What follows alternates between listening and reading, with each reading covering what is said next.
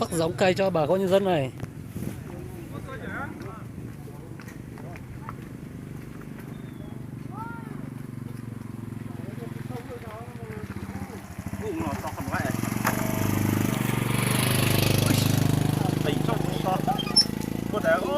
Cho xe nữa.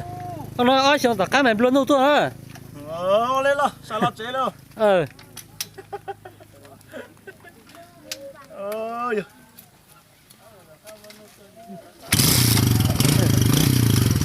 Bây giờ mày lọt lên đó.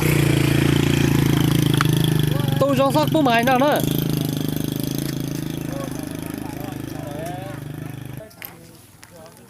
Giờ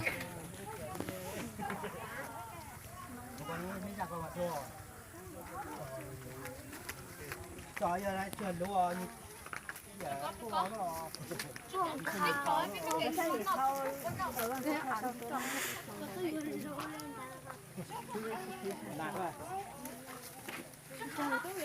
Trên bên đấy nhìn nó đổ ấy.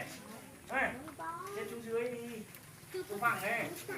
mấy cho cái để nó to sẽ thảo sao nữa thôi. Mấy cho rong rồi khó chứ là gì mấy cho bay cho chỉ mới cho trong sáu tuổi thì họ này cho là họ sẽ tôi sẽ thảo sao à. Đấy, xem xuống Đấy. phẳng này, ai mà lên trên nữa. hay là mấy cho bị con cái thảo giờ giờ mấy nhiều sao mấy nhiều mấy giờ bây giờ cho不是呢300你想在啥数别个多还得好cái gì mà má sẽ tôi trong tôi ở tù thẻ ít đồ xét Này nó ấy khó còn giấy còn lý vì hai loại cây nó khó còn lý đấy. Nhà bên này thì không còn lý được thì trồng một cái tách hết thôi cả nương thôi mà. Vâng, thế để về em làm lại em làm cái danh sách bổ sung. Mình bông à? Mình bông chưa?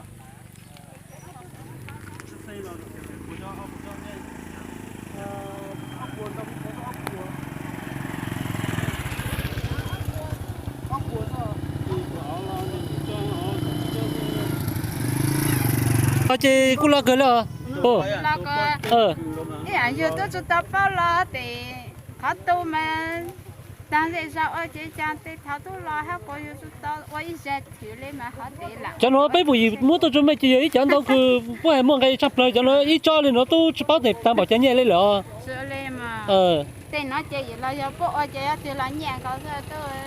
mấy cứ cho xét chờ mà cho xét chờ chẳng nó lo này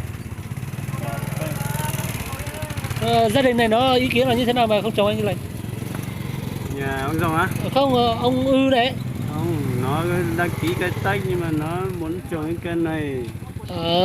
Thế thì nếu ông rồng không trồng thì chuyện đợi cho ông này trồng. Đấy ông bảo ông rồng không trồng nó.